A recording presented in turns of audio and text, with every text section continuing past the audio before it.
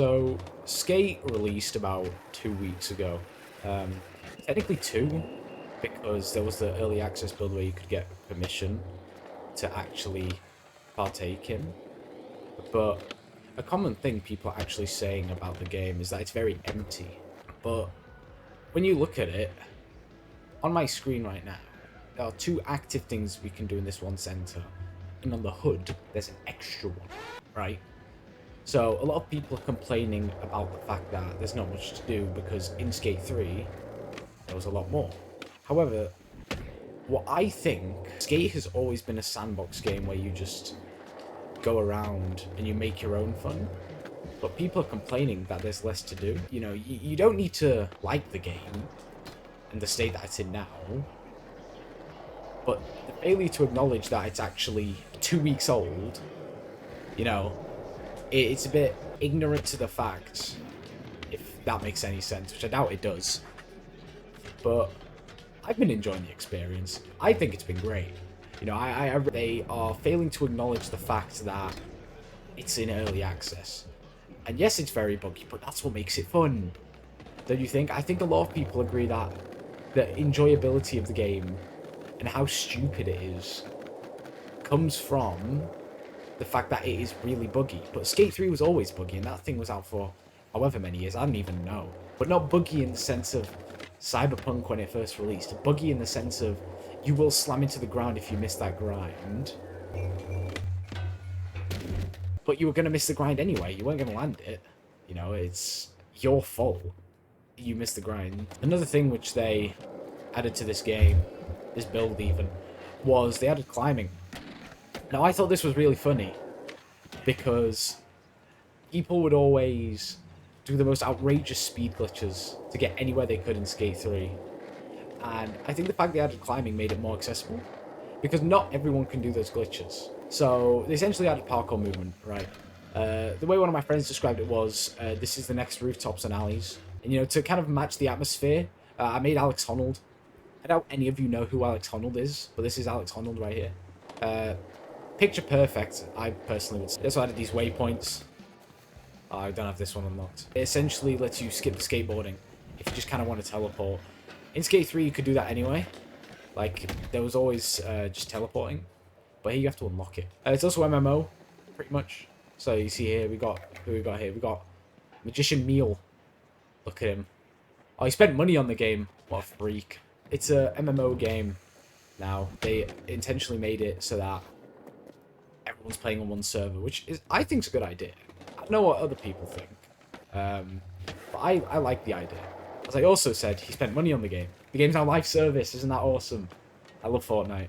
This means that when people go to get the game, it's actually free, right? So you can just get it. And instead they make all their revenue off of spending money on skins and other stuff. But don't you worry, all you people who don't want to spend money. They added free currency, which you get from simply playing the game, which I quite like. They essentially added loot boxes, but made it not a loot box. I actually saved some money to show you, so hold on, I'll pull it up now. This is what I mean. You can spend money. Sorry. You can spend money to buy outfits and stuff. Like, what is this? God damn. Dude, he's got sliders on, that's hilarious. But you can spend money on these kind of things. They give you some, like, they give you like 200 or something at the start for whatever reason. But this is the good stuff. This is the stuff you get for free. These are boxes. So how the boxes work is you'll get, for example, this box. And they'll have all these set items in them. Now, the reason I say it's kind of like a loot box is because it's random what you get. But you're guaranteed a new item every time you open it. It's either that or my chances have just been through the roof. So we're going to open this one because I've opened very few of this. Actually, no, I don't want to open this one. That one's stinky. That one's bottom. Well, let's just finish this one because I've only got one more and that looks like a funny wheel. So if you look, 9 out of 10, I open it. Right. Whoa, 10 out of 10. I just happened to get the next item. So you just get them without failure. Kind of how Fortnite give out free V-Bucks in the Battle Pass. Oh, jeez, I just thought of what if they had, like, a Battle Pass. That's just going to be the most cancerous thing ever. Oh, that was sick. Oh, that was even more sick. Oh, Jesus Christ, look at me go. Another thing they added as well, on top of the climbing, was they added the Hall of Meat mechanics, but they don't consider it a bale. They added it so that you can use it as a kind of hippie jump feature where you can mount on the board again afterwards, and they allow you to build momentum that way.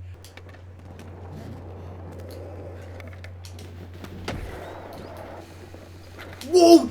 Now, this so far has been my absolute favourite part of this game. It is just the funniest thing ever. I'll actually show you. So, here we're going to be building up a lot of momentum using the spread eagle. And we want to focus on getting as much time in the air as possible. So then we can usually fly out like this.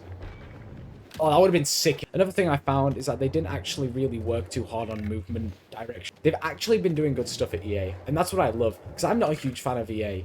But with the launch of Skate, they've really recovered my hope in the AAA industry. So this is climbing. And just do some stuff. It's nothing crazy, really. It's just more about getting onto places. For example, there's this construction building. This is like the tallest building in the game, if I'm not wrong. And people climb it, and then from the top, you can usually do some stuff. Like from the crane, you can, I don't know, belly flop. You just have to get creative, which is the main reason people don't like this game, because you have to be creative and you don't get a linear direction. So we're going to actually climb the skyscraper. No idea why, I just feel like doing it now that we've talked about it. Might as well display my ability. Are you taking the piss? So here we can slap out some nasty dinos.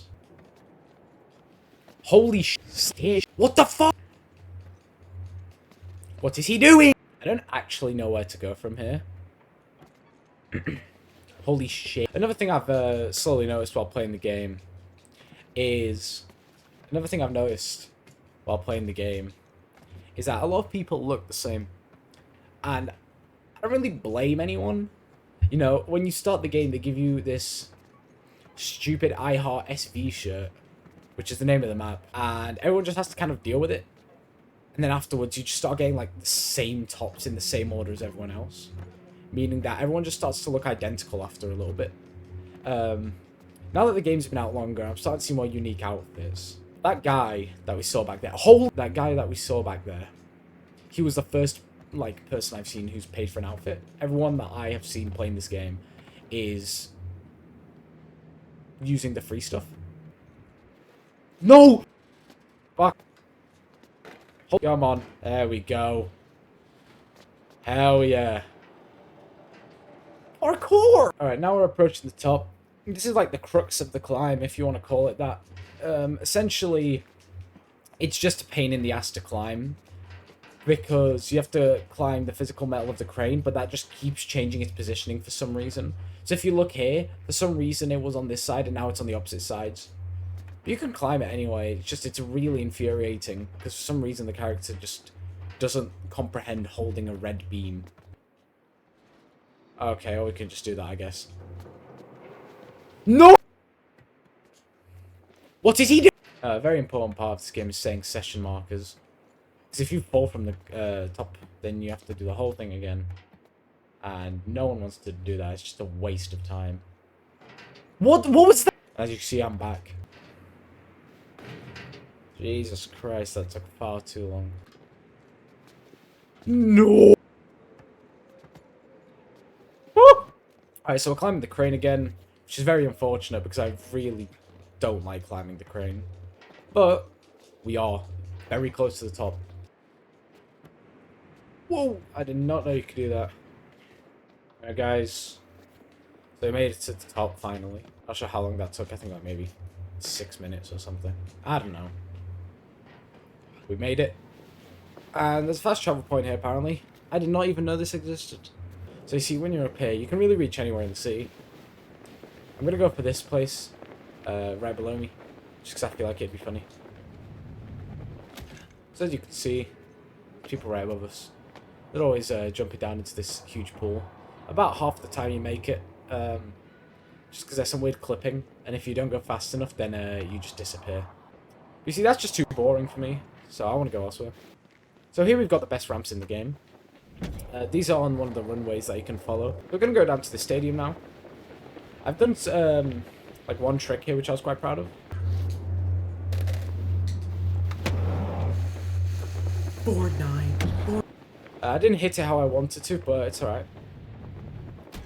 So these are probably my favorite ramps in the game. From up here, you can do absolutely anything, pretty much. You can get some pretty mental speed up here, actually. And if you hit it just right, then you could actually hit this ramp down here. I was going a little too fast there. But you can land on it. But below the pool area, there's this pretty cool, like, skate park with, like, slides you can actually go down. It's one of those community parks that the community makes. This place has probably some of my favorite ramps in the game. So this is my favorite type of ramp in the game. It's like a wavy ramp that you can just kind of follow. And they're quite fun because you can build a lot of speed on them if you know how to pump. And there's also a pretty cool trick you can do. But if you go from a manual into a flip and then you land the flip, you actually get increased speed. Rolling Wave used to be a big empty park, but the SDCC revamped it when they took over and turned it into the prime. The crew in Market Mile prefers the park. Holy Christ, I found new movement tech in Skate 4. Oh, tits. No! I made it on top of the crane. As you can see, you're slightly more elevated than down there. It's nothing crazy. This part probably has my favorite ramps in the game. A lot of people come up here, they make their own kind of lines that they have to do. And they do it because you can get some really funny clips here. But if you can just like that, get in the hole, you can make it into the church. Now, I'm yet to see anyone land this successfully. Because this is a release build of the game, they actually don't have all the tricks in yet. So, for example, if you're a trick spammer, if you like using dark slides or stuff like that, and dark catches, they're not actually in the game yet. Now, for whatever reason, they have also renamed tricks. So they used to call it Miracle Whip, classic trick. Now they just call it a Super Dude backflip. Because the hold's called a Super Dude. And you do a backflip. So, if you see, it's called a Super Dude backflip.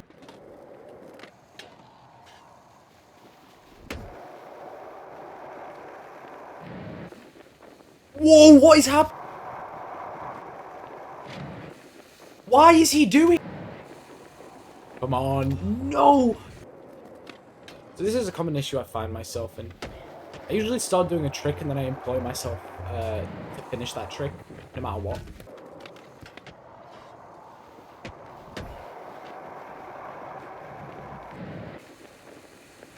Yes, dude. Oh, that was beautiful. Another thing about the glides is that you can actually use them as a form of safety. So if you land like that, you can negate all fall damage. You just need to be able to get rid of all the speed you have. So it seems I've gotten more tokens somehow. So we're going to open another box. I'm going to open this box.